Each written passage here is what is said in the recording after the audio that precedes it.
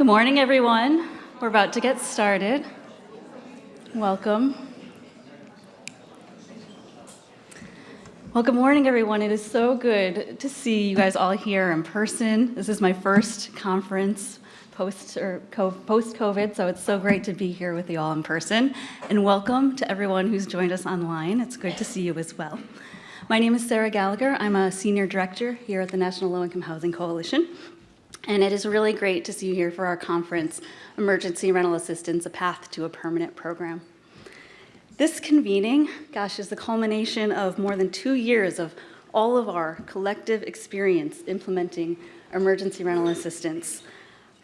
This journey began back in 2021, when Congress allocated more than $46 billion in funding to prevent eviction and housing instability in the wake of the pandemic. This program has been overseen by Treasury and was an unprecedented nationwide program aimed at preventing eviction through direct assistance to tenants and landlords for both back and forward rent, utilities, and other housing services that would help relocate and ensure families were not evicted. Since its implementation, and with the help of all of you in this room and all of you at home, more than 500 programs have been stood up across the country. And as of June, the ERA program has provided more than 6.3 million payments to landlords and households in need. And that is because of all of the hard work of you all in this room. So recognizing the role of tenant protections, over the last 2 years, communities also stood up eviction moratoria, eviction stays, right to counsel, and other protections alongside ERA that have really helped households remain in their homes while the ERA was being processed.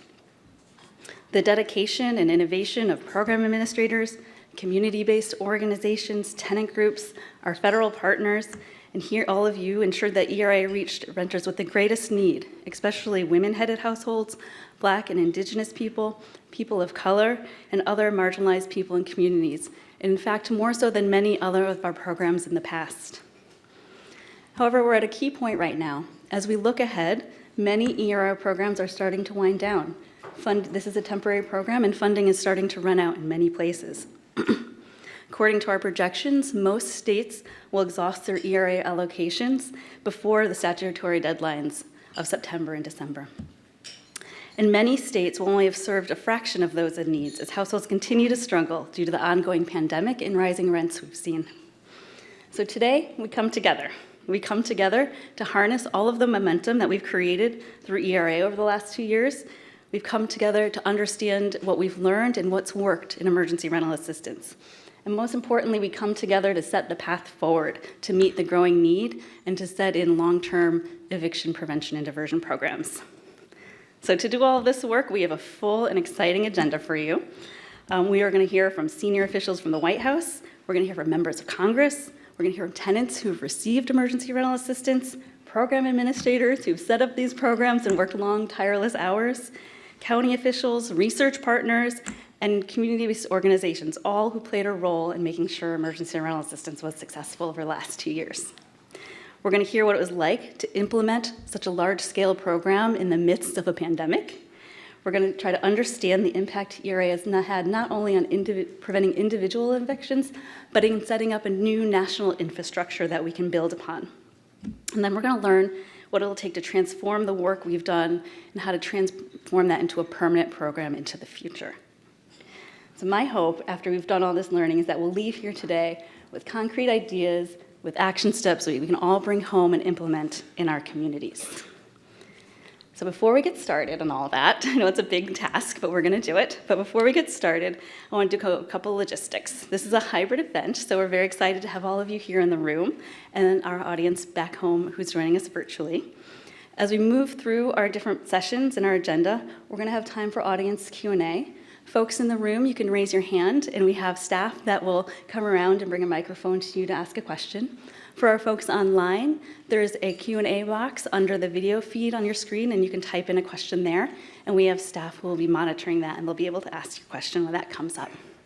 We're going to have 2 15-minute breaks so we can get up and stretch, and we'll have an hour lunch. During this time, folks online will have a message on the screen letting you know when we're going to reconvene back, so you'll be able to join us again. So that's sort of our run of show today. It is now my sincere pleasure to have Diane Yentell kick off the event. Our very own president and CEO is going to kick off our program today. And Diane clearly needs no introduction. You all know her well and know the extraordinary work she's done over the last few years and more than the last few years. But on the early onset of COVID-19, Diane was one of the first to raise a flag regarding the impact COVID and the impending economic downturn could have on low-income renters and the urgency that was needed to mitigate the risk of eviction that many renters faced. Diane continuously listens to communities and has been the strongest advocate to ensure that ERA reaches the lowest income households it was meant to serve. Diane, we really thank you for your leadership over these last few years, and we really, in your steadfast guidance as we move forward into the path forward. So thank you for kicking us off.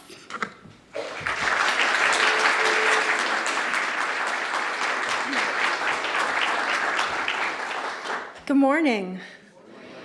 Thanks so much, Sarah, for that introduction, for your work on leading NLIHC's Erase project. And thanks to you, Tori Beret, who is here somewhere. Here she is, right next to me. And others throughout the NLIHC team for all the work that you put into planning and carrying out this event. And thanks so much to all of you who are here in the room. It's so great to see so many familiar faces here in the live audience. Thanks to the over 1,400 of you that have registered to participate virtually. I'm really delighted to see so many close partners and allies from the Biden administration, from Congress, from state and local partners and allies, program administrators, advocates, foundations, impacted people, tenant leaders, all joining us here today for a day of reflecting, learning, and acting to make the successful ERA program into a permanent program. And it certainly has been a long journey to get here.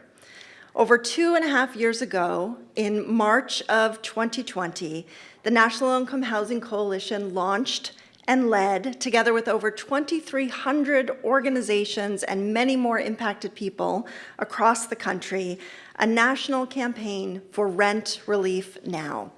Together, we called for a national moratorium on evictions for non-payment of rent and substantial emergency rental assistance to ensure that renters could stay current on their rent and that landlords could continue to maintain and operate their properties. So getting the resources from Congress was the first challenge. And we worked closely with incredible congressional champions like Chairwoman Maxine Waters, Chairman Sherrod Brown, Representative Richie Torres, and others to craft and advance legislation to create the first national ERA program. And ultimately, after many delays in the Republican-controlled Senate, and after some unfortunate restrictions were added to the legislation in the Senate, we were successful in getting Congress to provide a combined $46.5 billion in ERA. This was a tremendous accomplishment and an unprecedented level of support for low-income renters. For perspective, it's more than 46 times what the federal government allocated to help renters during the Great Recession. And ERA, together with the federal eviction moratorium, was the broadest action taken by the federal government to keep low-income renters stably housed in history. So getting the funds was the first challenge. And the second and equally difficult challenge was getting these resources to the tenants who needed them most in time to keep them stably housed.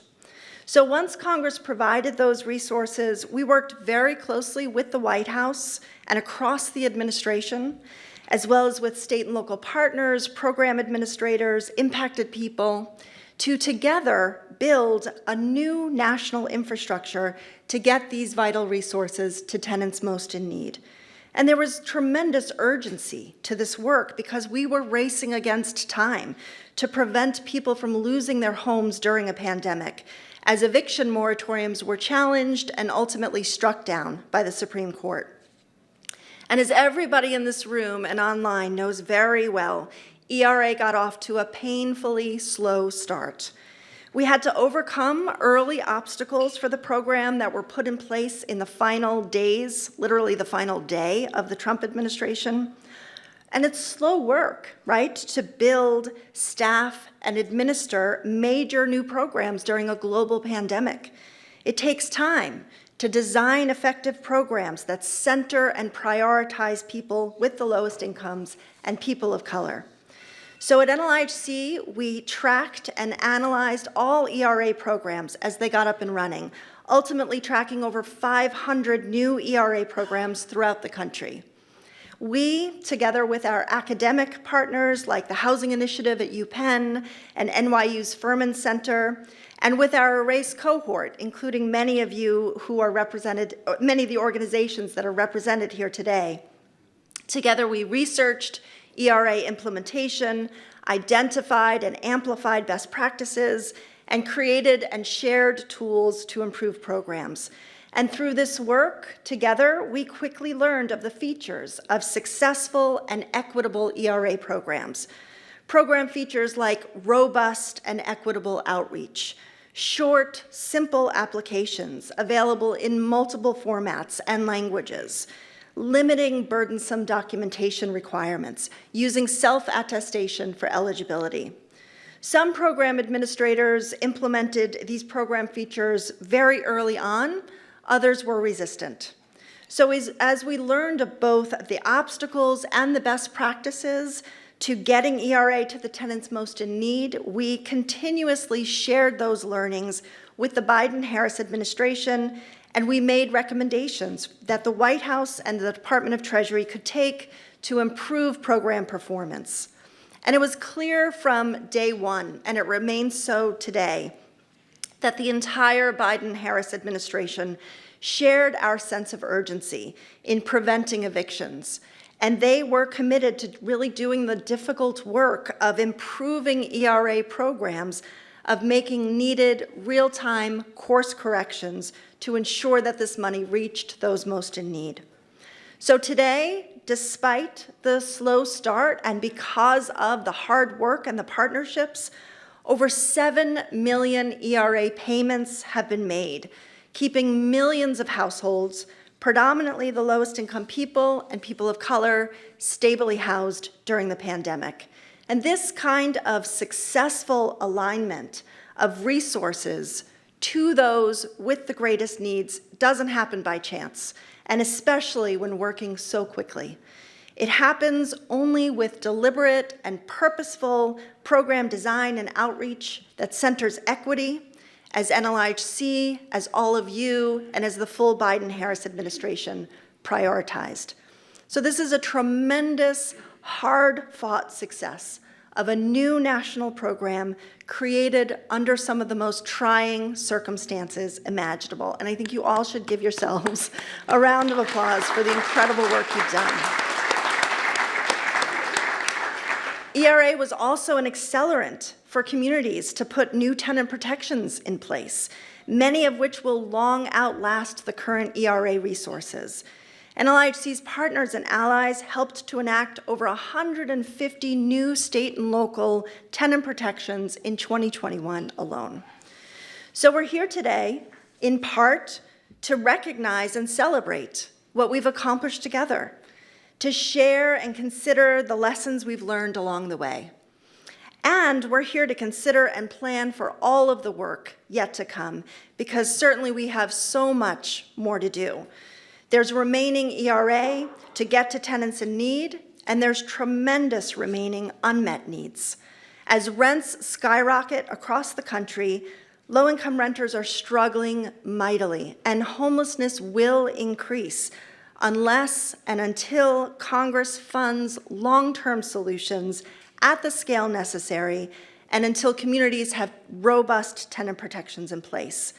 And a key piece of a complete housing safety net must include a permanent ERA program to help families avoid the long-term harm of evictions with all its associated costs. We now have clear proof of the effectiveness of ERA. We have built the national infrastructure to support its success. We have gained bipartisan support for the importance of ERA. We have research and practice to inform the design and outreach to ensure the most effective programs, and we have clear and obvious and immediate need. So with all this comes an obligation and an opportunity for making ERA a permanent program. So that's just what we'll do together. So thank you again for being here today. I'm really looking forward to all of the speakers, and I want to give special thanks to all of the National Income Housing Coalition's ERASE cohort members here in the room and online, whose partnership and leadership in your communities made the ERA program such a success. I want to thank the foundations and other funders that have supported NLIHC's and others' ERA work and this convening, many of whom are in the room today. I want to again thank Sarah Gallagher and the entire NLIHC team that have worked extraordinarily hard and exceptionally well throughout the pandemic and beyond, including planning for this event today. I want to thank our tremendous congressional champions and their staff who made ERA possible, and thanks to the entire Biden-Harris administration who helped make ERA so successful. And there's one person from the Biden administration who I think deserves thanks and congratulations above all, though I'm sure he'd argue with me about that, just as we have argued about many things over the last few years. And I'm so pleased to welcome him here today. Gene Sperling, formerly the head of the National Economic Council under Presidents Clinton and Obama, is now a senior advisor to President Biden, who appointed him to oversee the implementation of the $1.9 trillion American Rescue Plan, including the $46 billion for emergency rental assistance. His commitment to the work is truly extraordinary. I really don't know when the man sleeps, shuttling back and forth between his family in California and his tremendously difficult and important work here in DC. And I am just so impressed by and deeply appreciative of his lifelong commitment to ensuring that government works and that people with the lowest incomes get the assistance that they need. So Gene, thank you for your tremendous leadership and partnership, and thanks so much for being here today. Welcome.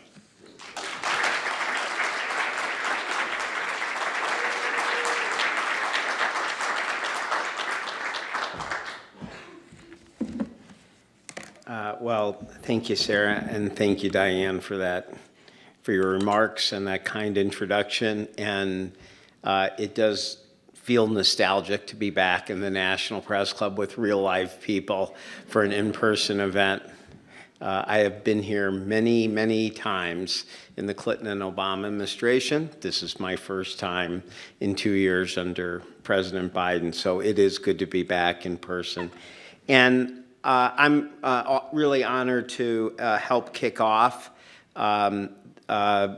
today's really terrific conference and such a well representation of so many of the different players and actors, from the members of Congress to tenant leaders. So I really think this is a terrific conference.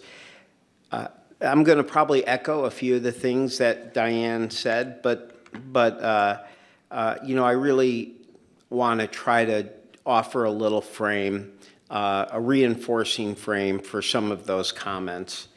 I mean, we should absolutely recognize that the reason the Emergency Rental Assistance Program is both one of the American Rescue Plan's most difficult, challenging, and yes, often frustrating programs, and yet perhaps one of the top couple of most rewarding, humane, and historic ones, all emanate from the same reality. Our nation had never, ever had, or even tried to have, a national policy and national infrastructure built around eviction prevention. Never. Not in the Great Depression, not in the Great Society, not in the Great Recession, never till now. The fact that the legislation that so many people watching and participating here played a role in passing. The fact that it was long overdue does not change the fact that it was also audacious. It was asking, as Diane said, those of you around the country and those of us in the Biden administration to start up a first ever national infrastructure on eviction prevention, decentralized, through over 500 brand new programs in every state and major city and county and tribal government in the United States in the middle of a pandemic over a matter of months. You know how long it usually takes to pass, authorize, appropriate, and then just start implementation of programs? You all know, year and a half, would you say? Think about what you were asking all of us to do rightly to help save lives, help save homes, help save economic dignity for so many people. Now, all of us know that we also faced a race with time, a race to get enough programs up and going strong to get the relief out to hard-pressed tenants and their landlords, period, but particularly that they were up and going strong enough before the CDC moratorium ended, when many predicted a virtual tsunami of evictions. All of us know, as Diane said, in those early months, like even April, when we had over 100,000 payments going out, that was historic, but we also knew it was terribly inadequate. It was nowhere near the pace to prevent a heartbreaking spike in eviction. And so we did not have time to do all the things that we are taught to do in policy. Random controlled experiments, look at a year or 2 years of reporting, see how things are working. I'm going to misquote Mike Tyson, but you'll get this. But you'll get the spirit. He has a line where he says, a lot of people come at, go in the boxing ring, come at me with a lot of strategy. I just hit them in the face.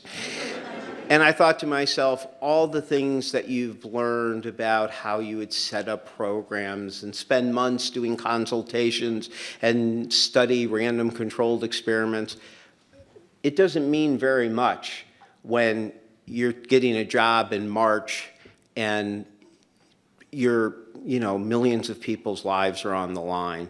You just have to do the best that you can, but you still have to gain all of the evidence you can as quickly as possible. You still have to, but it's not any of the more academic types of things. You have to reach out. And this is where, and I really want to say this from the bottom of my heart, this is where the importance of Diane's leadership in the National Low-Income Housing Coalition played, to me, its strongest role. In White Houses, people talk about outreach strategies. You're here, you're reaching out to business and labor and nonprofits. That does not capture the importance of what we were doing here. We had essentially an emergency feedback loop that Diane and the National Low-Income Housing Coalition led, and you all were the vital players in. We had to, yes, be on the phone constantly, be on the calls. We had to make at Treasury Department, Noel, Erica, myself, we had to be in constant touch. I don't think any of us could have totally communicated all of the obstacles that were happening, or why you would see the program work beautifully in some places and terribly in others. There wasn't time to study it. There wasn't time to do reports. You had to listen and react, and that meant this constant interaction. Yeah, we didn't agree on everything. We'll go back and look, who was right and wrong on particular things, but without that feedback loop, we would not be sitting here celebrating a lot of the success that took place. We altered the program in May, particularly major alteration towards more tenant focus, again in June, and then I think a critical one in August where we really, really went the extra mile on spreading the message even further of simplification, low documentation, self-attestation for much of it that made extremely big difference. That's instant. That's emergency. That couldn't have been done without the people in this room and without the people listening. And I really, really mean that. And whenever I speak on the American Rescue Plan, I tell this story. It was more true in this than anything else, but it was true in the child tax credit outreach as well. There needs to be a different type of relationship, a feedback loop like this, where we may disagree, but we're constantly talking and reacting. Because when you are in a crisis, you do not have time, and most importantly, the people whose lives are on the line do not have time for you to be slow trying to get it perfect. You got to be fast and be as roughly right as you can and adjust. And that is really, to me, one of the great lessons, and which gives me, again, great thanks to Diane's leadership and the entire National Low-Income Housing Coalition. And I want to say, too, others as well, from the legal services corporations to the all the grantees we spoke with, to the Bar Association. So many people stepped in and were part of that feedback loop. It was that allowed us to hear about the discrimination going on for those who are in federal housing, the lack of direct help to tenants, the deep human cost of the complex, burdensome applications. So I think there is no question that feedback loop, that listening and responding, paid off in a major way. Beyond the new calls for guidance in May, June, and August, there were powerful words from the President in August, unprecedented call to action by the Associate Attorney General and the Attorney General of the Justice Department. And by August, the pace of dollars and the number of people being helped had quadrupled. While 300,000 people in a regular year provide eviction notices, we were getting payments to over 500,000 households that covered multi-months of rent, but from August to December. As Diane said, over 7 million multi-month payments to renter households and their families that prevented evictions, utility shutoffs, and heartbreaking choices between rent, food, and medicine. Over 7 million. Instead of the eviction filing rising to what some predicted might be 300% of historic averages once the CDC moratorium ended, filings have been 23% below historic averages in the full year since the moratorium ended. I mean, I realize how difficult it is for anybody to in any way feel good if they see evictions still going up and pain still going up from where they were, but you still have to recognize that after a year-long eviction moratorium, the idea that evictions could actually be below historic averages for a year is not something that could be even imaginable without the emergency rental assistance plan.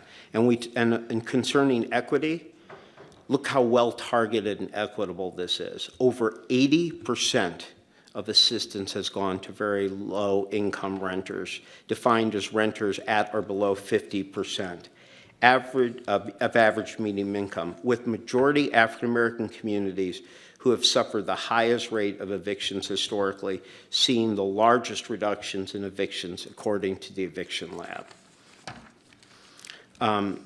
Now, I'm not in a position right now, I wish I was, to just, front run the president and the whole administration in the budget process.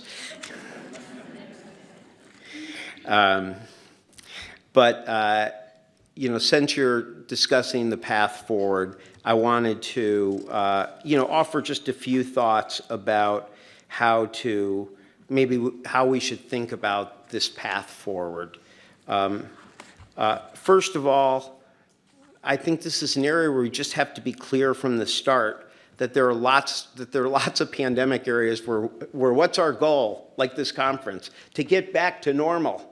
We want to get back to normal, like in-person events at the National Press Club. Eviction prevention is not an area we want to go back to normal.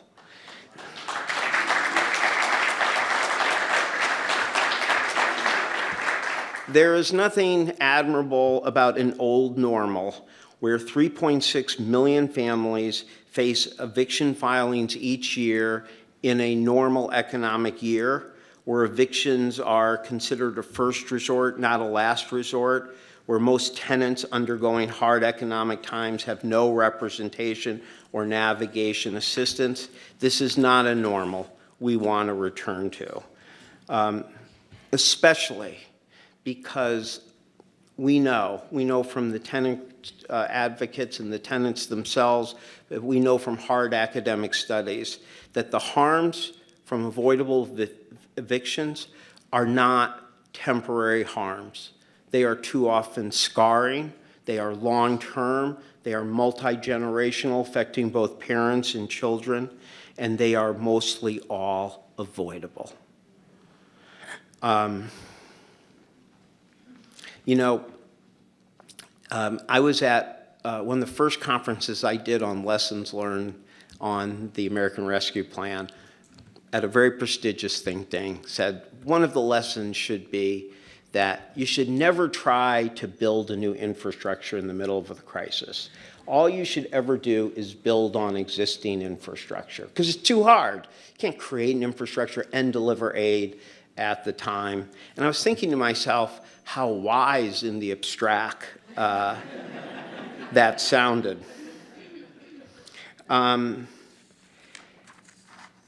But we had no choice, because people in this room and watching care too much.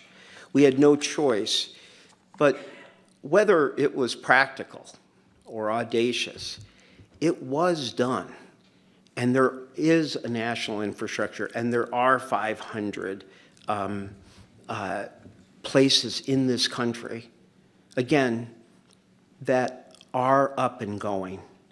And we have to communicate to policymakers to the imperative that now that this remarkable infrastructure has been built for the first time in the history of our country, that there's an imperative to build on it and not let it be dismantled. Now, second, and this is tough, I have to admit, this is tough when you're an advocate. And believe me, I've been an advocate from the outside too, and I'm an advocate on the inside. You have to be able to do two things at the same time, but it's important to do both. One, of course, you have to pull no punches on what went wrong, what can be done better next time, what are all the lessons learned. But two, you can't allow that to prevent a strong communication to the public and to the media and to policymakers of the magnitude of this historic accomplishment. As Matt Desmond said in a recent White House conference, and I quote, "The emergency rental assistance, along with the federal eviction moratorium, form the most important federal housing policy in the last decade. These combined initiatives were the deepest investment in low-income renters the federal government has made since the nation launched its public housing system. This was the most important eviction prevention policy in American history." Now, we don't say those things to declare mission accomplished. We say those things, and we have to give that message to policymakers so that they realize the imperative of carrying the mission forward. if we don't carry the mission forward, if we don't make that overwhelming positive case, we will not even have the chance to improve on and learn the lessons from the things that could have gone better in this urgent startup that we've all gone through. 3, we know we need to promote comprehensive reform that includes court reform. There are hundreds of states and cities and states, including Michigan, New Mexico, Texas, Delaware, New Orleans, Denver, Chicago, Boston, I could go on, including at the state Supreme Court level, who are building on the initial eviction diversion models piloted in places like Philadelphia. We need to build both lasting systems that communicate and realize this national ethic of evictions as a last resort, not a first resort. We know this requires funding to bring landlords to the table in the mediation process. But we also learned something that I think is an important lesson to think about as you're thinking of policy design, that the local and county courts and state Supreme Courts and mayors and governors' offices and legal services, we're not used to joining hands and doing something together. We saw this repeatedly. Courts did not know how to work together with a mayor's office on funding, et cetera. So when we did, which Diane participated in, our 3 White House conferences on eviction diversion, we tried to, do our own little Noah's Ark type of thing. We invited 44 cities, and each city had to try to bring someone from the court, the mayors, et cetera. And a lot of them were meeting for the first time. So I think that when we think about future funding streams, we ought to think about whether we should be relying on a White House conference to bring people together, or whether we should build streams, separate streams that make people who are going to do eviction diversion, navigation, consulting or counseling, eviction diversion, all of those things. We need to think about how do we bring those forces together, because we need the type of reform that, as Diane says, will outlast a funding stream.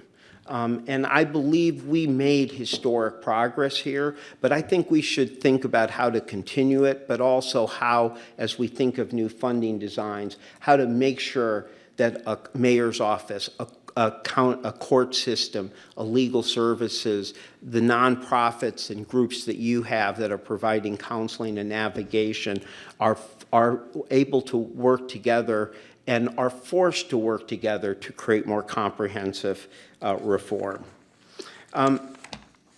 4, we need to promote and expand in addition to the tenant protections that Diane spoke of, we need to promote and expand the positive results we are seeing from a right to legal representation. I mean, we are really seeing dramatic results in places like Michigan, New York City, New Orleans, and Cleveland, with dramatically higher housing stability and avoided displacement, where there is some form of right to counsel or representation that's been implemented. And we need to explore not just the legal assistance, but the types of representation that can come from nonprofits, from navigators, from law students who can help represent and assist students before court representation is needed, or to prevent the need for court representation. We are already hearing so many positive things from the 99 law schools who answered our call to use their clinics to represent tenants in need of protection and ERA relief. And I'm so grateful for the leadership that we got from the Attorney General Garland and Associate General Gupta. And I have to say, from the just amazingly dedicated heroes in our legal services across the country. 5, we need to learn, obviously, the lessons, which I think we've already talked about making applications simple, have unnecessary documentation. I think that was one of the areas where we did have a feedback loop. We have to be able to do this, to be honest, in a way that also prevents this program or any program like this from being tarnished by major acts or systemic acts of fraud by major actors. But I believe that our work together, did make a significant difference that helped speed up relief in the way that we all talked about. And finally, we need to look for funding at all levels. Of course, you're going to push us in Congress for federal funding, but we should look at every level. We've seen, through March 31st, we've seen $4.5 billion from the American Rescue Plan state and local fund go to help an additional 1.1 million tenants. That is still funds that are out there. While we're looking for new legislation, we can still be pushing for existing state and local resources. Now I'm getting the 1-minute sign, so I'm going to wrap up. The last thing I did before joining this administration was write about the concept of economic dignity as our North Star. And I thought as I was writing that book, and I think every day now, that I wonder if anything really implicates economic dignity as much as seeing a loving parent going through hard economic times, facing a forced eviction for their family and children. Or, on the other hand, being able to keep a comfortable, warm, and loving home for their children to be in. And I just can't think of anything that implicates this basic concept of economic dignity as much as eviction prevention. And I just want to say to everybody out here that I realize that so many of you have given your heart, your time, your sweat, your blood, really your life's work to fighting for this fundamental element of economic dignity. And I have just so much, deep admiration for the fact that this is what so many of you have chosen to do with your lives. You're my heroes, and I'm really honored to speak to you. Thank you.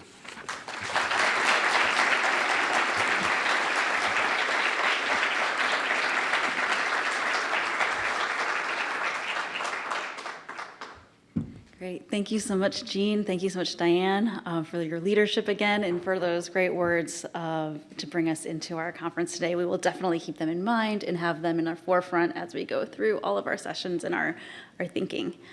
I'd love now to call our first panelists, set of panelists to the stage. So if you can come up and have a seat in one of our chairs, we're going to transition to our first panel. Thanks.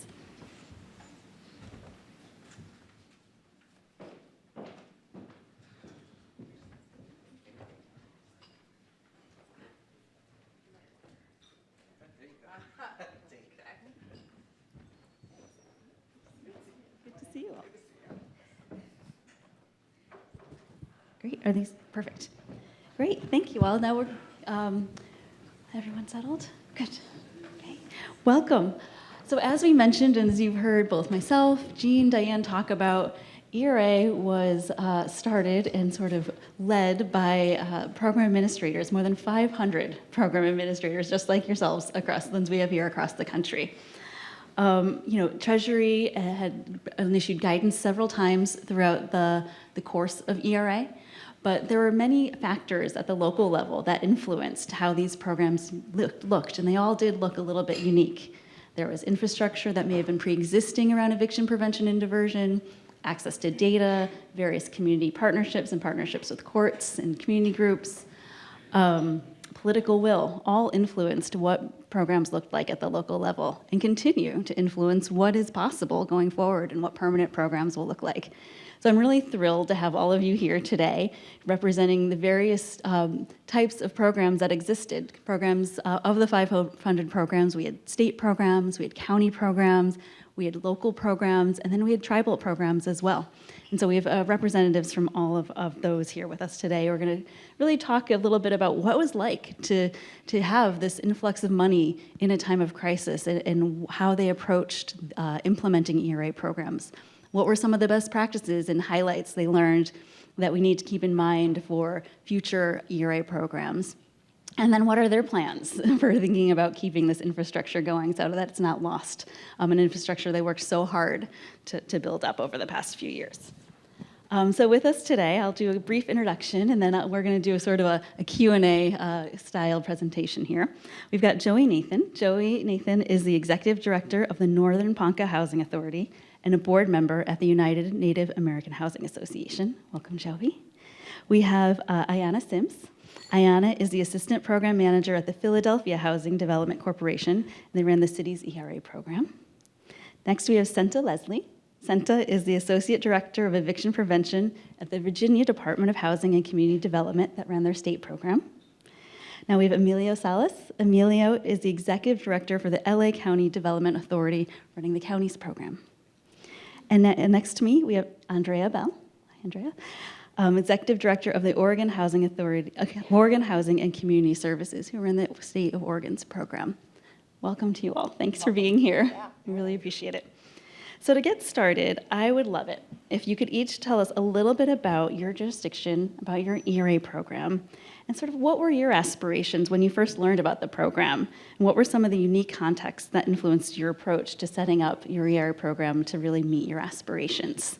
And we'll start here. Sure, I'm happy to start. Good morning, everybody. It's good to be in person with everybody. So maybe just very brief context. So as Sarah mentioned, we are the state of Oregon. So to have a state government agency running a program, particularly of this scale in this crisis, you can see for a lot of reasons is certainly unique. I think this is going to sound a little bit odd, but one of the driving forces when we began the creation of our program was really looking at values. Thinking about the values of the organization, thinking about the values that were critical to tenants, and being able to center that and authentically center that. I think the other piece of it is, particularly as a government agency, having to wrestle with the realities that some of the very issues, particularly around racial justice, particularly in crisis, we have been part of that as a government agency. So what was it going to mean? What was it going to take to facilitate a course of action that was not only going to administer those dollars, but was going to do so in a way that centered the lowest of incomes, folks with concurrent housing instability risk factors, and to be explicit around our goals and making sure that people of color are centered and that is reflected in the resources out the door.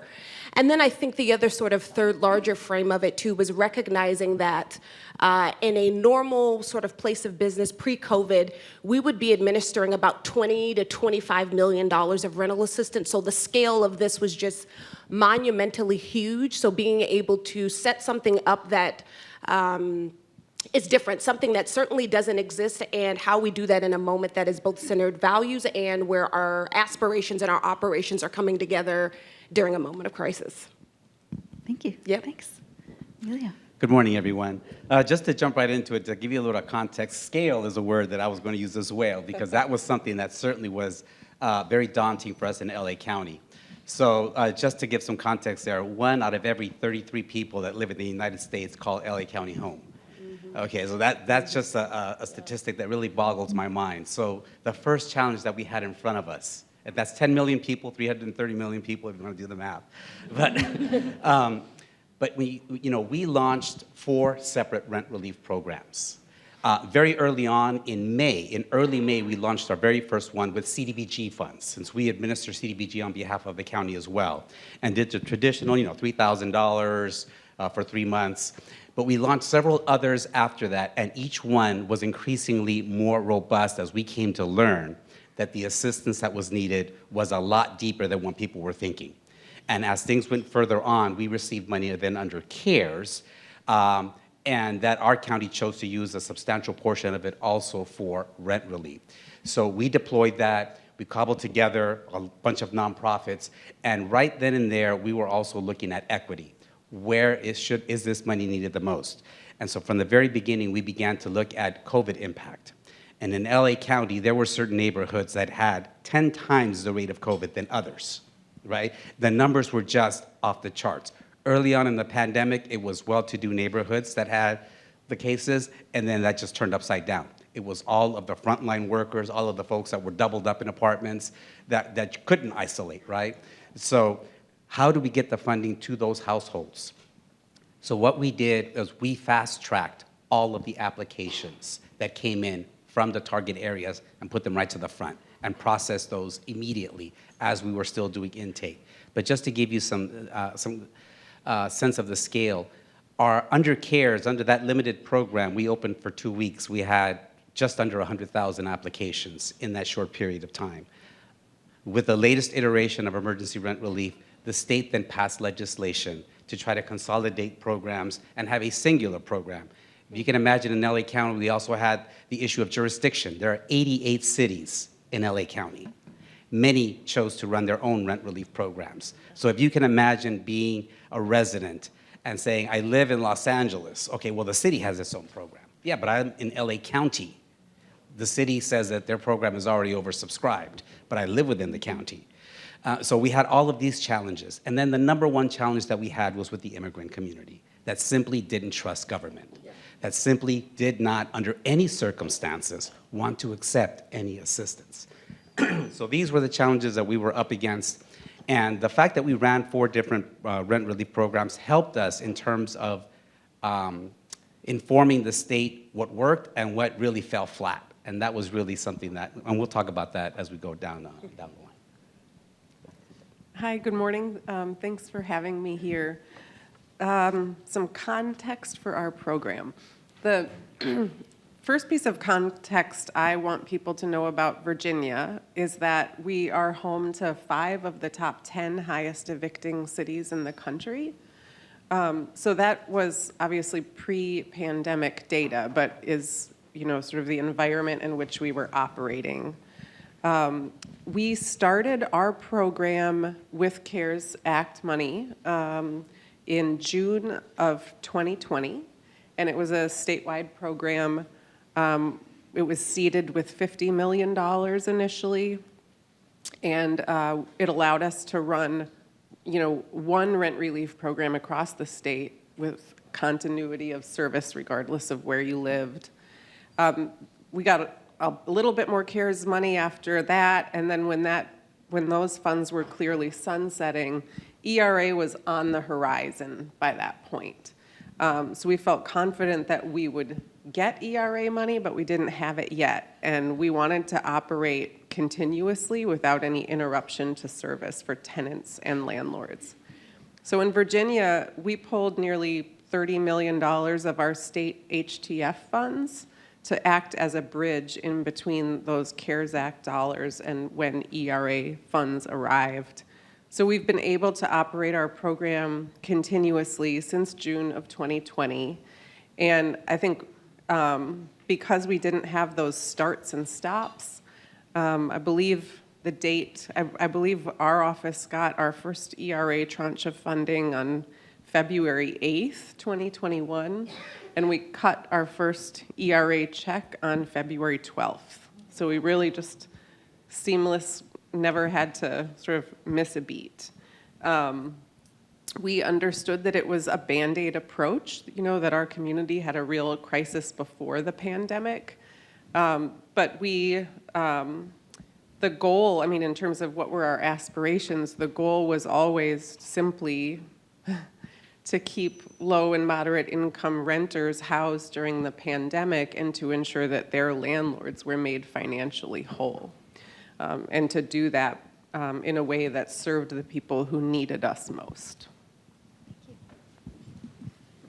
Hi, it's nice to see everyone here and to see all the faces live.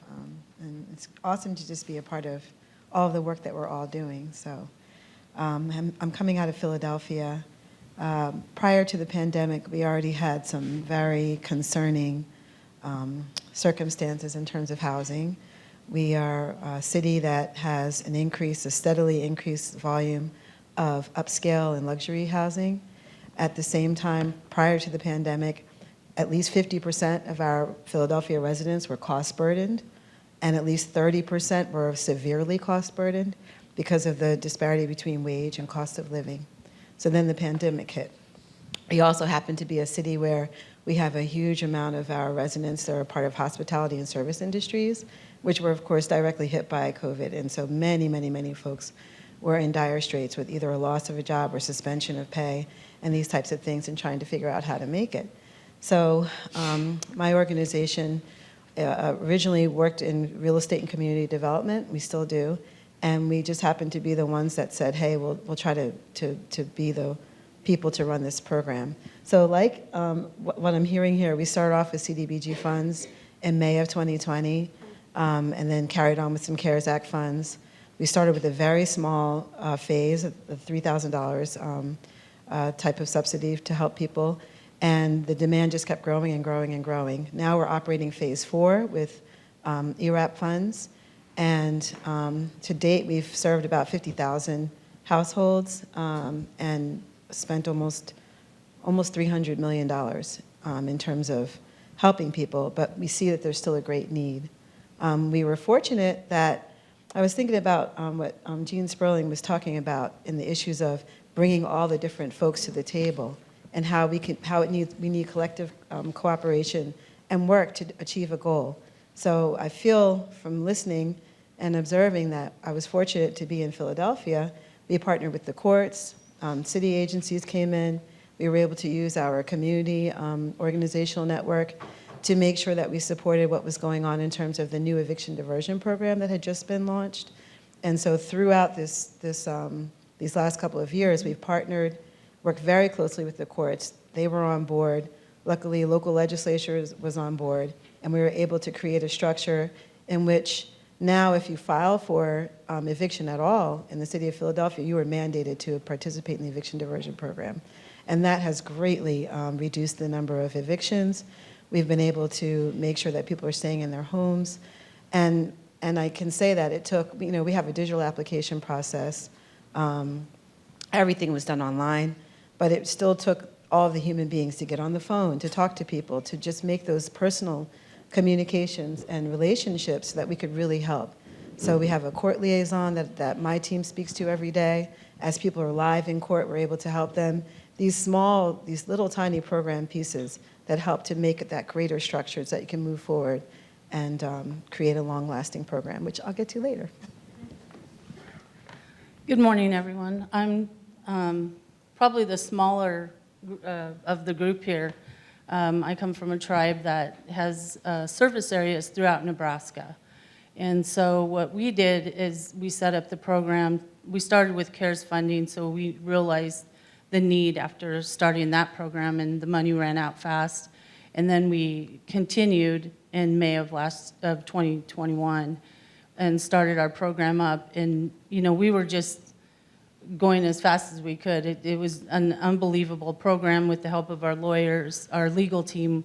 We were able to get what we needed in policy and applications set up. We just wanted to be able to hit the ground running, because that's exactly what you had to do with this program.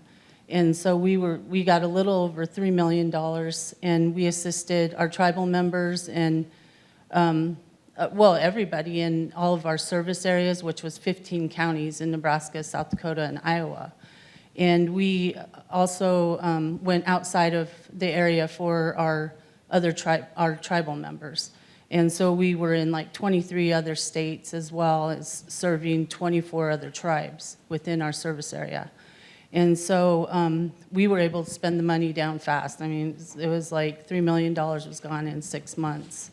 And then we asked for a second round of reallocation, which we did receive a little over $800,000, which was gone in 1 month's time. So, the need is there. And it was, we ran into some bumps in the road, but we really got through it well as we could. And this is an amazing program, and it needs to be continued. Great, thank you all for setting that context. Each of you, as you were talking, kind of mentioned some similar themes around sort of the scale of the program that came your way, the number of jurisdictions. While you were one program, it sounds like each of you were interacting not only with your program, but with many other programs in your surrounding area. The needs of the population of renters, as well as various populations, you mentioned immigrant populations, and some folks who may be resistant to apply for emergency rental assistance. And then just the speed of which and the urgency in which you had to kind of both get this up and running and then respond to the financial needs of landlords and tenants. So I guess I'm curious, in thinking back and reflecting on your implementation, what were some of the core components that you think were most crucial to kind of overcoming some of those challenges around infrastructure, speed, various needs, equity? And so what were some of those core components? And did you know them up front, or did you kind of learn them over time as you were implementing them? And just talk about what you learned around that. Yeah, so maybe I'll start. Well, I will just say that we are here today, whether you're listening virtually or here in the room today, I think we are here because there are collective shared values that we do not have to choose to accept homelessness as a fact of life. Housing instability does not have to be a fact of life. But the reality is in those moments of crisis, the decisions that you make matter. And there are clear decision points, as we have had them multiple times over. Do you take the easy, safe way, or do you go towards building something new in hopes that it sets forth a flurry towards not only recovery, but I think equitable recovery in a way in which people can feel that in their lives. And so I think there's a couple of decision points that we had within our program. So one, to date, we've administered over $420 million. For a small state like Oregon, we would be, I mentioned this earlier for context, $20 million, and normally that's what we would be administering. So we chose not to have our program scaled as a first come, first serve.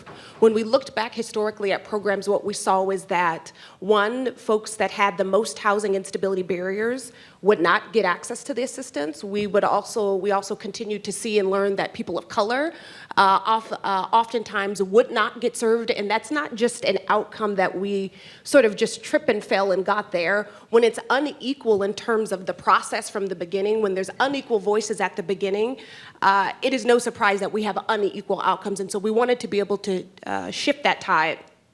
So the way that we administered our resources was through a prioritization framework. So when applications came in, we looked at a number, and we were transparent to the community, to our partners in that. And so we looked at a number of risk factors, and those risk factors would determine who gets resources first. To date, about 30% of the households that we served are households of color. Again, coming from Oregon, not only is a small state, it's not a very diverse state. So when we're talking about nearly 30% of people of color, that is a good thing. Our work isn't done, and I think it also sets a new bar, particularly as a government agency, of now that we know what it takes to be able to do that and to actually do that, there is no excuse for going backwards. There is no excuse for going backwards of saying that we can't do that. So that's one piece. The other piece of it in terms of infrastructure, and I think you'll probably hear this from my colleagues, are the iterations of changes over time with the program. So in the beginning, we had our service providers, our statewide service providers administering the program. By the end of the program, not only did we have more people working on the program than that worked at our agency itself, but we had a tenant call center, a landlord call center. We had a number of folks that were just processing the applications themselves, getting those dollars out, and then our internal team that was overseeing that. So we're talking over a few hundred people just to one particular program, one particular program. And then I would be remiss if I didn't also acknowledge too that the effectiveness of this program, not in an abstract way, in a very specific way, was also government working differently, meaning that this is about, oftentimes we hear the posturing of shifting of power, and then when you get feedback from tenant or tenant organizers or people closest to the problem, you know, sometimes the perspective is no power has been shifted. You had a conversation and then you did what you were going to do anyway. We know what that's like. This was different because this required a galvanization. This required a galvanization of which government needed to step back and take direction from community. And I think our hope, our learning, one of our learnings, is that that is a positive step forward into our collective future for what rent assistance looks like. For us, there were some key elements that my colleague just spoke about that we also looked at. So this whole issue of first come, first serve, I think, was something that we all tend to gravitate towards whenever there are grant programs or limited funds. And so we quickly learned that using that approach really isolates or locks out all of the folks that need the help the most, that don't have access to technology, because most of the time we're taking applications online, and there's the digital divide. All of these things, all these barriers that we don't necessarily think through. So that was one of the things that we shifted. And so when the state eventually took over the program, that's one of the things that we let them know, that please do not have an application window, keep it perpetually open. And they did. They kept that perpetually open to make sure that as folks were late in applying but still needed the assistance and were part of the target community, that they would be able to get that assistance. Also, there was this, we took an approach not to really be driven by fears of audits, okay? Because that's one of the very first things. Anytime when we got CARES funding, our auditor controller, really gave our program design back and said, this is just not gonna work. You can't have this kind of program design. We are a compliance-driven, right, organization. And even with our staff, it was a culture shift when we had to talk to our staff to say, accept that documentation, accept that attestation, before self-attestation was a thing, right? So we took a lot of chances. And so what I said is, like, I'm more than willing to face any audit and explain why we did what we did. This is an emergency. When you're dealing with an emergency, you can't sit there and look at compliance and audits and be driven by that, right? So we quickly learned about that. And I think that for us, it really brought to the forefront what we already knew to be true, but it really just came to light in terms of just the inequities and that exist within our society. When we opened up the program and we were marketing the program specifically for high-need areas, and we still saw that, for example, Beverly Hills had more applicants than City of Bell, which is like a very low-income neighborhood. It said something is wrong here. So we went out, at the same time, we were also trying to get word out about vaccinations. So we had folks out there knocking door to door, and we said, please let folks know about rental assistance as well. Please have a menu of all of the things that are open, that are available to them, given their circumstances. So one of the things that I think that we quickly learned was that the grassroots, boots on the ground, door-to-door knocking was the most effective way, because you really had to have conversations with some of the households. And some of them were really fearful about what was coming next. We also learned early on that there were a lot of red flags. So when we had our program under CARES, and that was about $130 million, there were quite a few property owners, to our surprise, that were rejecting the assistance. And so right away, we referred those to our Stay Housed LA program, a program that we were developing in the year prior to the pandemic, in an eviction prevention program, because there were red flags. If they're not accepting the assistance, that means there is an intention to move forward with an eviction immediately following this, right? So those were the kind of the things that were happening on the ground for us in terms of lessons learned. And one of the things that really I'm thankful, our state is humongous, and it was a huge program. I think they wound up giving out a little under $5 billion, I think, all told. However, we were in meetings with them 3 times a week as they were developing their program. And the program that the state developed was baked into statute. So the program design was in the legislation. And when we saw the legislation, we saw that there were things in there that we had already experienced that were going to be a problem. For example, not allowing direct tenant payments or capping it at 25%, right? There were a lot of problematic things,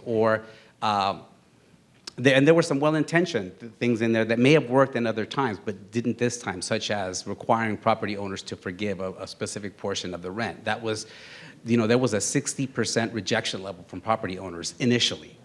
until they changed the legislation a couple of months later. It didn't take long, and then it just grew exponentially. So I think that I'm really am thankful to the folks at the state, our local government, that were really sensitive and willing to change and modify the program. Senta, I'm going to tailor a question a little bit for you, because I know the Virginia program was one of the first to adopt categorical eligibility and really was a leader in that. So I'm hoping that you can talk a little bit about that as one of the components that helped you be successful and how that evolved and with how that worked in Virginia, if that's okay. Yes, I'd love to. And I'm just echoing all of the thoughts I'm hearing from my colleagues. There's so many similarities, I think, in our approaches. In terms of categorical eligibility, so that eventually made its way into Treasury's guidance to all of us, but we were practicing that in Virginia before that time. I'll say, you know, one of many keys to our success was the leadership that we had at the highest levels of state government in Virginia to treat this like the emergency that it was. And I wanted to echo what you said about audit fears. You know, we came from a posture that, like, there will be mistakes when you're doing something as large as this. We had about $1 billion for the state of Virginia. When you're doing something as large as this and as fast as this, there's going to be mistakes. The one mistake that we couldn't tolerate is a family getting evicted because of our policies or our shortcomings. That's a mistake that you can never go back and correct. There's a million other mistakes that we might make along the way in terms of policies and procedures and audit compliance that we can fix later. So we sort of operated with that one framework in mind. And then, so the leadership just pushed us to, you know, treat this like the emergency that it was, and that included acting with urgency and finding efficiencies wherever possible. At the sort of ground level, our team also operates from a set of principles, and our hope is that one day in Virginia, evictions will be rare, and that when they do occur, their impacts will be brief and humane.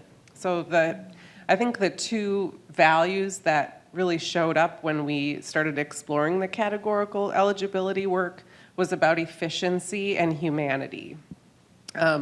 So we took a look at the other programs that low and moderate income renters access in Virginia and determined, you know, how a household of how many, no matter where you live in Virginia, if you're accessing TANF or WIC or SNAP or LIHEAP, some other program with far more rigorous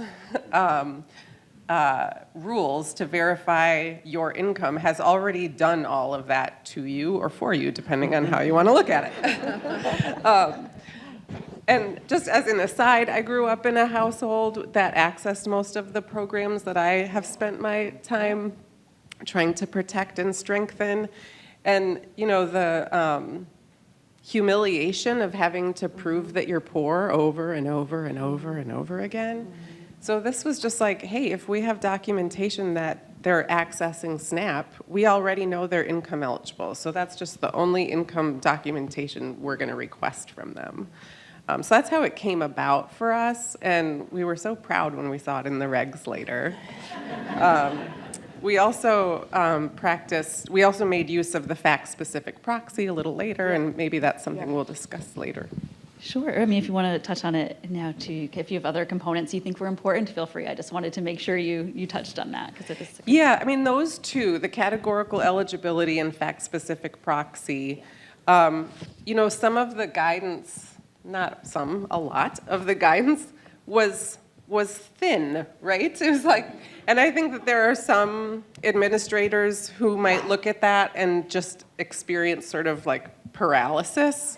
Like, they're not telling me how to do it, so how will I ever do it? And our leadership, our team structure, and culture was like, if they haven't told us how to do it, then we get to figure out how to do it.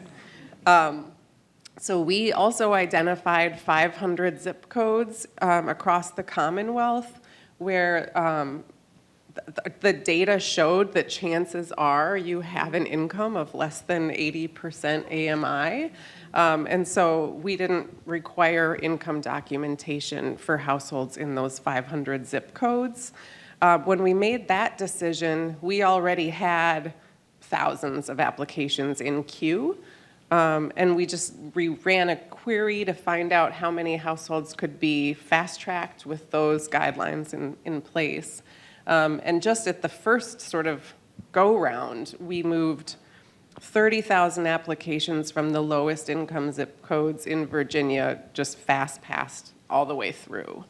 And knowing that these were households of, generally around 3 people. So most typically that meant a single mother and young kids, and just knowing that we could just stabilize them as quickly as possible. Great, thank you so much. Ayana, what was your experience with the different core components that you think were helpful? So we also were able to take advantage of categorical eligibility. And right before that happened with us, our application processed everything based on the AMI. And we knew based on those stats in Philadelphia that that would mean that the greater majority of applicants automatically would qualify. With that, the way we designed the online system was so that if they fell below a particular AMI percent, they were pushed forward and we could go ahead and process them and make sure that their rent assist was received quickly. I'm hearing about the household numbers, and it just makes me think of some of the things that we see. Philadelphia loves children. We have households with a lot of children, 3, 4, 5, 6, 7. So seeing that really greatly kind of puts the pressure in terms of what the economic picture is for that family, what that means in terms of their housing and their housing needs, and how they would qualify for services through us. So once we put the categorical eligibility piece in place, we did information sharing with Medicaid and pulled all the data, and that became another thing. And the other thing that we did was because there was an existing eviction diversion program, tenants were able to reach us through that. We set up a direct communication with information sharing with that group of folks, and then if by any chance anyone contacted the community legal services that were operating those programs, they immediately got in touch with us, and we were able to search for their applications and move them forward and make sure that things were taken care of before there was a move for eviction. And then it helped us that the courts were on board by creating a situation where they were not allowed to file for a given period of time, and they gave us a chance to catch up because the numbers just kept increasing. Philadelphia, we like to push the bar. I love how you described it being thin guidelines, because in Philadelphia, we look at something like that and we're like, oh, that gives us room. Yeah. So every creative way that we could, we kind of pushed the avenue and said, well, they didn't say this, so let's try it. And if they come back, it's the same thing. We have a need to meet. We have people to care for. So when it comes down to the audit, we can point to these thin guidelines and say, well, we thought that we could do it this way and solve this problem. And to just creatively keep doing that same thing. I was very excited when they kind of restructured guidelines and pushed more in the direction of housing stability. Mm-hmm. That helped us, again, to create some new structures and to look forward into what we're going to do next to maintain a program like what we have and support our eviction diversion program. Great, thanks. Joey, you come from, we'll talk about your eviction diversion program a little bit moving forward too, but Joey, you represent a really unique perspective of representing a tribal housing authority. So could you share with us sort of the unique considerations from the tribal nations and how you address those in ensured housing stability? So with us, we looked at, a lot of our tenants and tribal members not really being tech savvy and not having that type of support. So we did start out our first program where they were able to fill out paper copies and they could fill it out online as well. But we figured out in the long run that really didn't work because a lot of their applications sat around because we couldn't get the W-9s from the landlords, and it was like a struggle getting all the paperwork in that we needed. And so we realized that that process really didn't help, but it would be hard to, work with our elders and some of our tribal members that are not able to fill out stuff online or don't really understand what we're asking for. And so I think that, early on we realized we had to do it a little bit differently. And then when we switched to doing everything electronic in the second round, it worked a lot better. We made sure everything was there before the application could even be processed, where everyone else seems a lot further ahead. This was just the route that we had to take to make sure that we were, getting everybody helped. With our own housing, it was easy. We know what their income is. They were pretty much all in. We only have 110 units, so we weren't covering, a lot of our own tenants. The majority was other tribes and other non-natives that we were helping. But I think our process, worked out well. And when we ran out of funds, that's where we hit a lot of challenges. We were trying to work with the state. The state wasn't accepting any Native American applications at the time because they thought that we all had our own money. You all received money, and you should be able to cover your tribal members. And that was a hard one to dispel, I guess. But we did. We worked with the state, and we did get some through, but it was a bigger process than our program. And it was, it was scary. I just to prove that your income decreased, you needed to send in tax forms for the last 2 years. And dealing with tribal housing, that's not something you really do or get.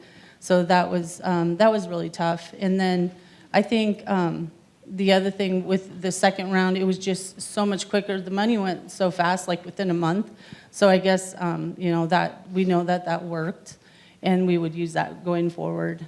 Some of the other things that, in my case, there's 4 tribes in Nebraska. 2 of the tribes were doing quite well. They ran their programs different, and that's what I noticed.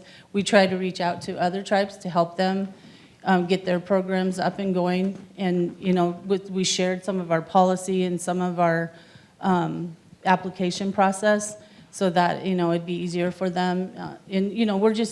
We're just a tribe that really likes to reach out and help, or I guess the way I run our housing authority, I like to be helpful to others. And so I think that, that was how we got through our challenges. Great, thank you. So let's think a little bit, let's start to think about a little bit about moving forward and sort of think about, how has ERA or how has ERA been a vehicle for broader systems change in your communities or jurisdictions, particularly in the housing, systems change in the housing system, and thinking about how is it creating new eviction and prevention and diversion initiatives in your areas? And so, Ayanna, we will go back and start to you to talk a little bit about what's happening in Philly and sort of what ERA has helped to spark in your community. Okay, so, boy, there's so much. I'm trying to sort through the many steps and thoughts on this thing. So, again, from the beginning of this most recent phase, which is our phase 4, there was an agreement with the court. And there was a relationship with the Eviction Diversion Program, which had launched shortly before all of this happened, shortly before COVID came. And so by this time, in phase 4, we had multiple things in place that helped us to be able to take advantage of the situation. So if you had an emergency rental assistance application and your landlord found way to eviction court, then we were able to match that data and take care of folks. If you came for emergency rental assistance, and then later on your landlord made a move after the moratorium was lifted, then we considered the rental assistance application equal to an eviction diversion application in the courts, which slowed down your process and made you able to access the assistance and keep you out of court. The great thing, of course, is the funding.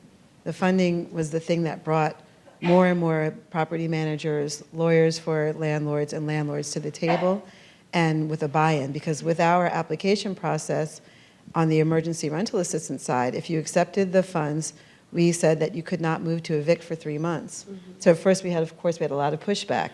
landlords were refusing. They would call me and say, I'm not, do I have to keep this person in my place? I want them out. I'm not signing, And this was at a time that because of being a large city, because of the conditions of our city, this is when some of the more difficult realities hit. And in the beginning of our program, we were open to paying tenants, but as we moved forward, for us, honestly, the level of fraud was through the roof, and we had to find controls to put in place to make sure we could make use of our funding. So we had to close at a particular time direct pay to tenant for the most part. If there was a dire case or there was something that we could really solve, we would, but overall we had to close that gate. Well, when we did that, that gave landlords a little bit of leverage if they didn't want to participate. So we had to look at all these things and figure it out. Luckily, as I said, the funds brought everybody to the table and creating really strong communication flow with everybody is what made the difference. And for us, it was a complete culture shift. So in the beginning of the pandemic, we had a very different mindset and a view about eviction. Tenants were really suffering in Philadelphia. Towards now, we have a situation where tenants have representation, they have access to resources, and our property managers and landlords can trust that there's an actual real effort to make sure that arrears are taken care of and also to protect their financial interests, right, while protecting the rights and stability and dignity of our tenants in the city. So now we're moving forward. Our emergency rental assistance program is in the process of closing down. Our eviction diversion program is going to a next phase. That's a phase that we know that we need a small amount of funding, some type of assistance to give landlords incentive and to kind of help cover some of that issue of arrearage for our tenants. There's also been some move, I don't know how successful we've been, I think we're still in the waiting game of trying to make some legislative changes so that when tenants receive a filing, it can later be taken off of their record, because in Philadelphia, if you get a filing, even if you are found to be the person in the right, it still affects your record and you may not be able to find another place to live. So we're working on that in terms of legislation. And then we have to look at the next phase of what does a next rental assistance program look like. Our organization already had a small rental assistance program that was running associated with particular landlords and property managers. So now we're looking at how can we build that out, expand that, and make use of the remaining ERAP 2 funding to do that, because we're looking at housing stability. So, and then, with that is the issue of education. I think that you can't talk about any of this without talking about what the education needs are and the resource needs are for your city. So for us, we have two different groups. We've got big landlords. They own multiple properties. They have their own legal teams. They have property managers. They have all of this structure. And then you have independent homeowners who just, maybe have 1 to 2 to 3 houses, and this is a way that they want to help provide affordable housing and maybe supplement an income, or maybe even it's their retirement plan. And so those were the folks that were hardest hit. We saw, as we were reviewing property documents, we saw the changeover of property ownership from regular everyday folks losing their property to larger scale organizations. So how do we help them? And how do we make sure that our structure cares for our tenants, make sure that their housing is stable, make sure that there's proper access, make sure that there's housing equity, and at the same time recognizing that in Philadelphia, because you have a large population, the largest population is people of color, and many of these folks may have received a home through inheritance, and maybe their current wage doesn't equal up to their ability to maintain that home, to pay the mortgage, to do the repairs, and to do all of the things that are needed to make it a viable home for someone to rent, to make sure that there are structures in place for all of that. So with that is looking at the legislation, the eviction diversion program, how we build a rental assistance program, and then what are the other supportive measures that are needed within our city to make the whole entire infrastructure viable and strong, and to give people the right opportunity. So in our organization, we have other programming. We have a program that helps to incubate small landlords, teach them what they need to know about their business structure, give them support in terms of understanding how to properly maintain a safe and livable house so that they can rent it to someone. So that way, you're not in the old position of having slumlords that are renting to people who are in dire straits and need a home and would accept anything. So we can try to level the playing ground all the way across. So just a lot of pieces. We spend a lot of time brainstorming how are all these things going to interconnect so that we can make sure that the whole system is strong and that we can all move forward together. We can make best use of the funds that we have and with what's remaining of ERAP 2 funds, and then what are all the different funds that the city has. I know that our HTF funds are going to be some of those that help to continue to support eviction diversion, and we are making this a permanent program. We just had the next extension, another 18 months of guaranteeing that this is a program that's going to last. So the way we looked at it was, we knew that they gave us an end date, but from the beginning we said this is permanent. And we're going to keep building like it's permanent. We're going to keep just planning like it's permanent, and then you guys will catch up, So I would encourage that for everyone. Just go for it, and keep fighting the fight. And that way we can see. And then, when Joey, we were on the first call preparing for this, and I was listening to what she was talking about in terms of the challenges faced.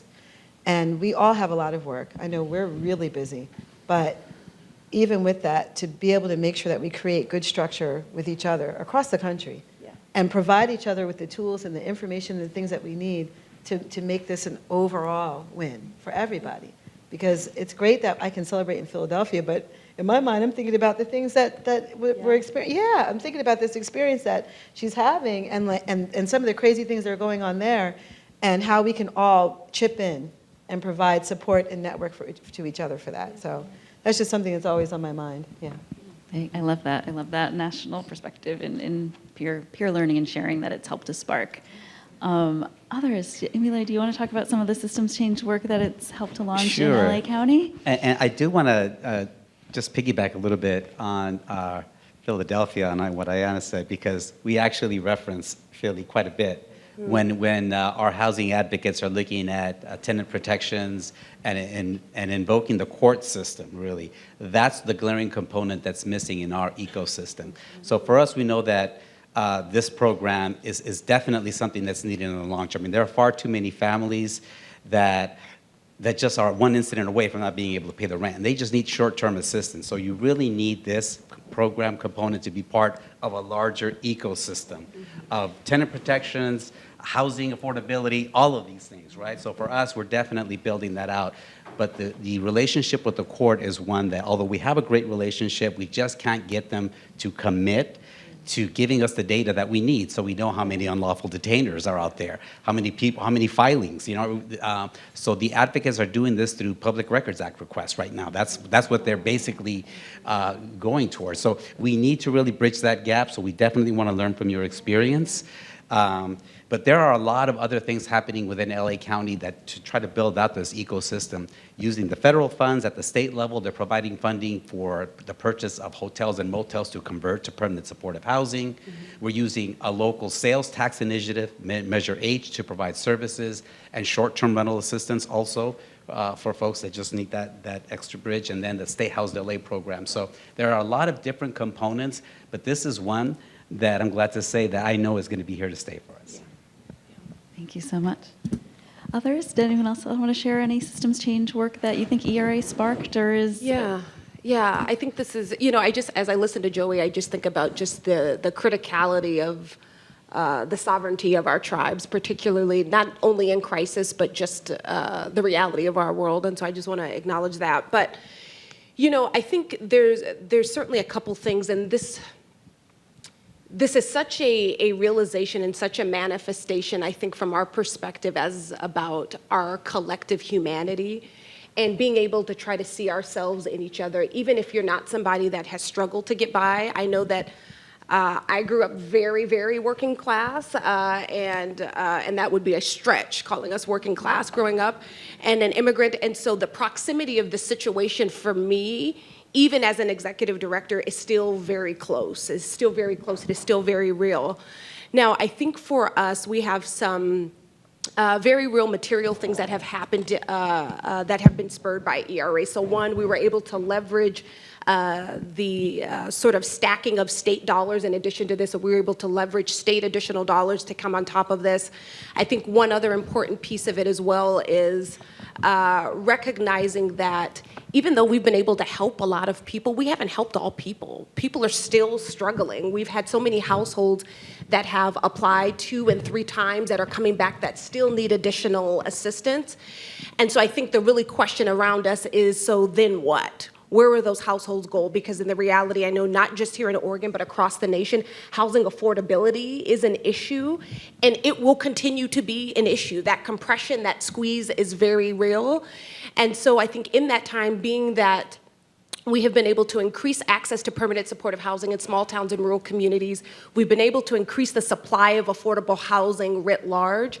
But the reality, my friends, is that if we do not hold a vision for what eviction prevention can look like, if we cannot hold that vision, then we will miss it. We will miss it in a really major way. And so I think for us, and I'm saying this just as much to myself as a government agency, there were both, yes, mental shifts, culture shifts. What I am hoping that we can evoke are practice shifts, very specific and practical shifts, with the people that are closest to the pain really informing some of those solutions as part of those investments. I think as we recognize and as we know, being poor and struggling is not a character flaw. It is not a character flaw. And as we think about the connection and that pipeline into disrupting homelessness, homelessness isn't free. It costs. We are paying for it. And so the reality is, do we want to build a system based on our collective humanity that can take the best parts of ERA, the struggles of ERA, and build something new? Or do we continue using bubble gum and duct tape to heal the fragility of our system? Yeah. Thank you for that. So I'm going to do one last quick round question, and then maybe we have a question from audience that we can go to. So just as I said earlier in opening, I'm hoping that we can leave folks will leave today with some action steps and some really specific ideas of the things that they should be pursuing back at their homes. So could you just let us know is there a policy change, a practical change, funding that you're looking for, that you're specifically pursuing now, that you're hoping will help turn ERA into a permanent program? And we'll start down with you, Joey, and go down the line. I think what would help us, I mean, we're so spread out. It's like, even if we looked at buying a hotel or an apartment building for supportive housing, it's not real. I wouldn't know which county to pick or which area to pick. You know, I know where our bigger Native American population is, and most times it's in the city. We're in Omaha, Lincoln, Nebraska. Those have missions and things like that in places. But it obviously is not working for our people. And I think, you know, we have some in there, and right in my backyard, I know we have a lot of homelessness. And I just, you know, struggle to figure out, you know, where will we put them? You know, what type of housing? We did trailers, we did motel rooms, hotel rooms. That worked. It was good and bad. We have some great stories, but we had to take that out of our program. I don't know if that worked for you guys or not, but it did not work for us. I think, you know, going forward, we need to look at. It's so bad everywhere, homelessness, that I really don't know where to start. And I mean, you guys have some good ideas. You know, I'd love to just build everyone a container home or bring something in like that and set it up. But where I'm from, that's not really happening. You know, that's not something they allow. And, you know, we will put up, you know, it's hard enough just starting a Native American project in some of the areas that I live in, you know, and, you know, the neighbors don't like it, or it's just not something that happens. You know, we purchase units here and there, and that's how we grow, you know, and we are growing, and we will get a lot bigger, but that's kind of where we're at. And yeah. But this program, I do believe is necessary. Thank you. All right, Hannah, one thing you'd recommend to pursue? Just one. Just one. Exactly. I'm like, okay, let me narrow it down. We'll talk about 2 and 3 in the hall Yeah. afterwards. It's for me, it's making sure that the relationship links so that you can share information and effectively build program are in place. It takes work. Sometimes if I know, Philadelphia is a city, but it has a neighborhood mindset, small town mindset. So it probably gives us an opportunity to have a little more ease at that, but really pushing to make sure that you're using technology. Like I was thinking about what you were talking about the courts. We have 2 things that happen. We have a data sharing where the court gives us an automatic download every week of all the newest evictions. And then there's always a person, because that's what we learned. You have the digital, the technical thing, and then the person. I have a person, we have a Teams chat, the person's in court, and every week she sends me the docket of the week, and we do direct communication. Throughout the day, all day. If I wasn't here, my teams would be going off about specific people, their stories, and their need. So combining the issue of how we can use technology and then not forgetting that we have people on the ground to pair with that technology and making sure you build relationships and share information. Thank you. A few things. One is like having $1 billion was awesome, of course. But other than the $1 billion, and I do mean this, legal aid attorneys. I think in our country we think you have the right to, you think about your Miranda rights, right? Like you have the right to an attorney, and if you can't afford one will be provided to you. That's only true in criminal cases. It's not true in civil cases. And what are civil cases? Like all kinds of really life-altering, important things, like housing. Ensuring that more people who go to court for an eviction hearing have representation is, in my opinion, almost as important as having another $1 billion.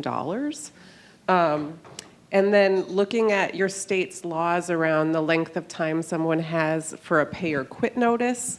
In Virginia, during the pandemic, we had 14 days, which is, theoretically long enough for someone to receive another paycheck. That was a temporary action in Virginia, so we've now reverted back to a 5-day pay or quit.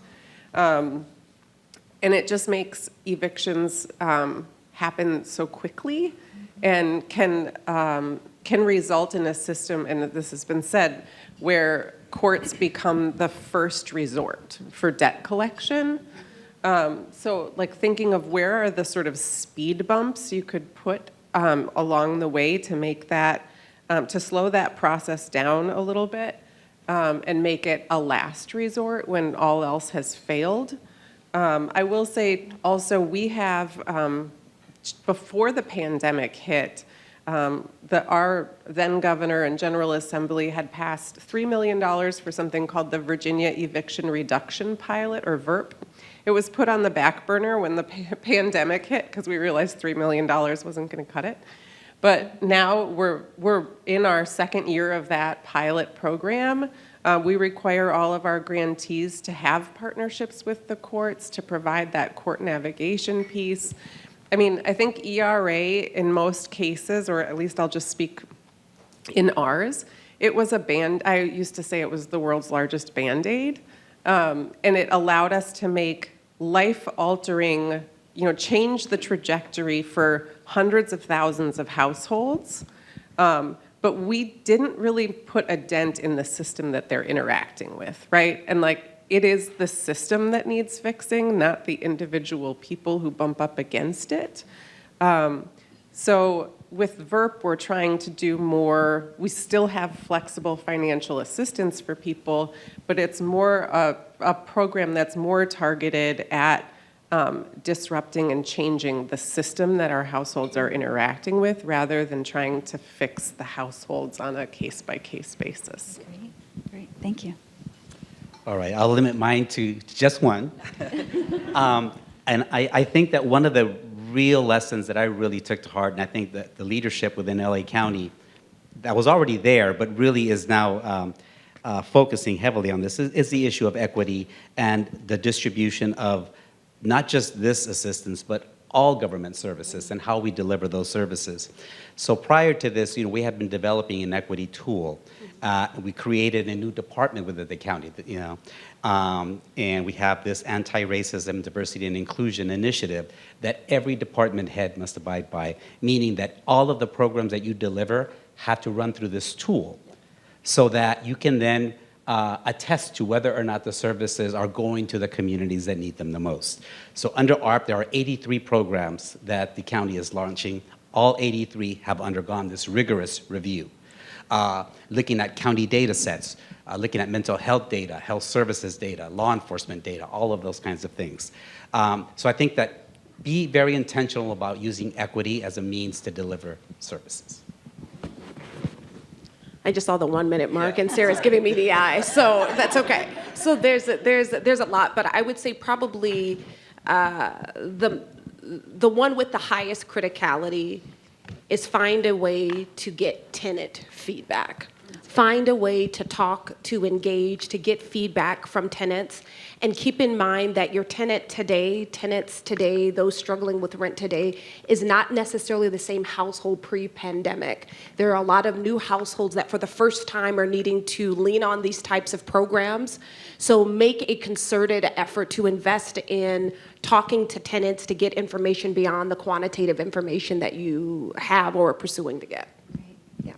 Great. Thank you all so much. I know we could talk for the rest of the morning and probably well into the afternoon, but I really do appreciate your insights and your thoughts today.